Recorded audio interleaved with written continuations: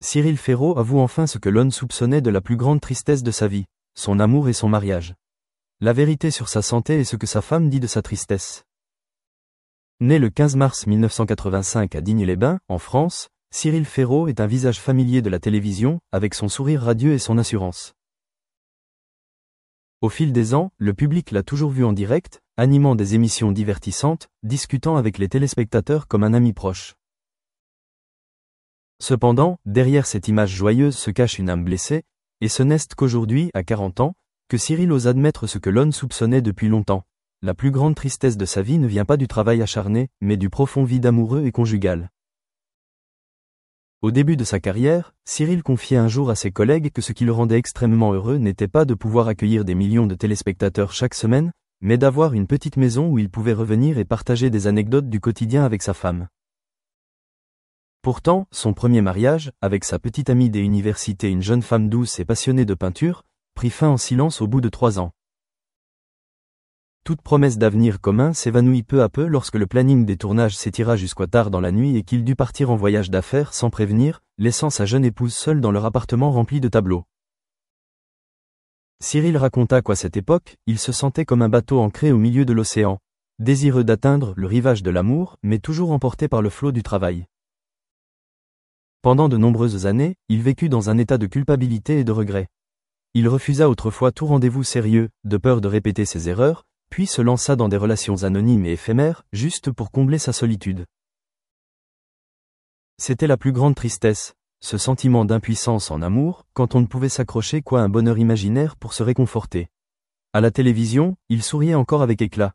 Derrière la caméra, il rangeait discrètement sa tristesse dans un tiroir caché. Quelques années plus tard, Cyril rendit publique sa relation avec Elisa, une psychologue dévouée. Tout le monde fut surpris qu'il ait choisi une personne étrangère au monde du spectacle. Elle ne le plaça pas dans la position d'une star, se contentant de le lui rappeler lorsqu'il oubliait de dîner avec sa femme ou manquait un rendez-vous médical. À ses yeux, il n'était pas un animateur de télévision célèbre, mais simplement un mari dont il fallait prendre soin. Mais les paroles douces et la patience de Lisa touchèrent accidentellement une vieille blessure. Il fut choqué de constater combien de temps son cœur n'avait pas battu pour un vrai sourire, sans le poids de la foule. Peu de temps après son mariage avec Elisa, la santé de Cyril commença à donner des signes avant-coureurs. Il souffrait de troubles du sommeil dus à une pression professionnelle prolongée et à une dépression d'origine inconnue. Les médecins lui recommandèrent un repos d'au moins 6 mois pour ajuster son état, sans quoi il courrait un risque sérieux de problèmes cardiovasculaires.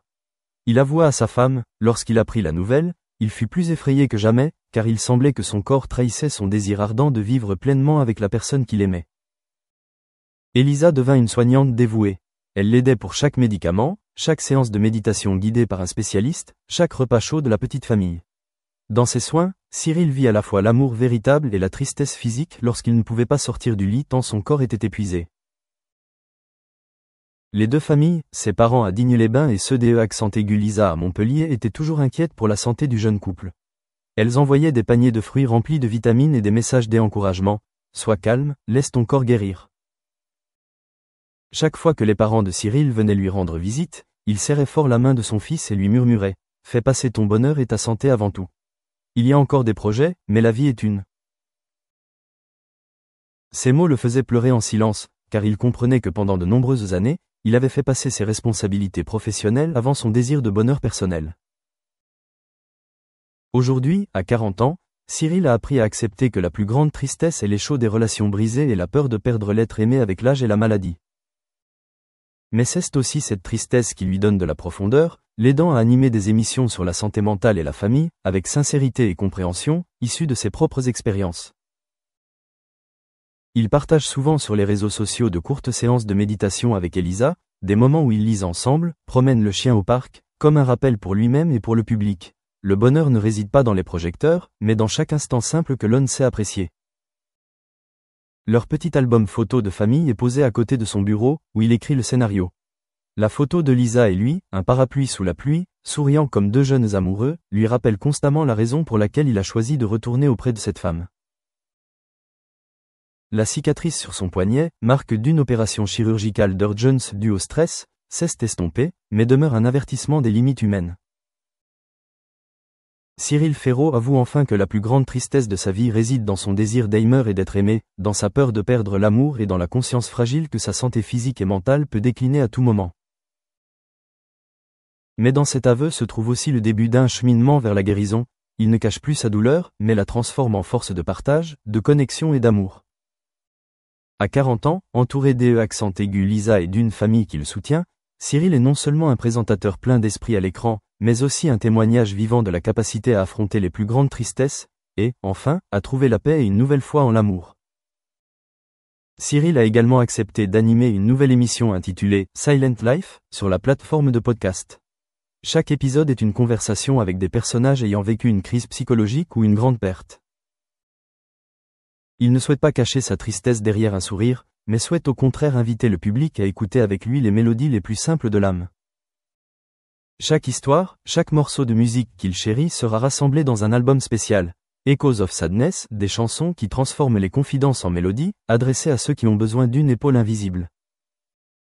Au cours de ce voyage, il a réalisé que, si la plus grande tristesse de la vie peut être la perte d'un amour, la fatigue physique ou la pression incessante du travail, c'est aussi ce qui fait la valeur du bonheur, trouver un nouvel amour, une joie simple et la force de chanter. À 40 ans, Cyril Ferraud n'est plus un jeune MC, mais un conteur mature qui abrite sa tristesse pour lui-même et pour ceux qui l'écoutent. Enfin, lorsque les fenêtres du salon se colorent des lumières de la nuit, et que le son chaleureux de la guitare prélude, il sait que la plus grande tristesse, bien que toujours présente, n'est plus une entrave, mais une paire d'ailes qui le porte en avant. Et dans les applaudissements feutrés, dans les yeux chaleureux de Lisa et du public, il trouve la réponse tardive mais la plus complète. La tristesse, partagée, deviendra le plus long chant d'amour de la vie. Cyril Ferraud a toujours compris les blessures du temps, mais ces blessures lui ont aussi donné la force de se relever. Face aux difficultés, Cyril a trouvé du réconfort auprès de sa famille, du public qu'il a toujours aimé, soutenu et écouté. Comme une rivière qui coule entre rapides et cascades finit par retrouver son cours paisible, Cyril se réjouit des jours à venir, pleins de jeunesse et de vitalité, où la tristesse se transforme en force pour transmettre plus de motivation et de chaleur aux âmes blessées.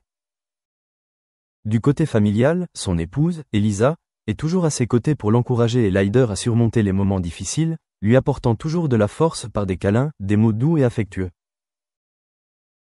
Les enfants comprennent également la tristesse de leur père, toujours plein d'amour et de respect, reconnaissant des sacrifices que Cyril Ferraud a consentis pour qu'ils puissent vivre heureux et au chaud.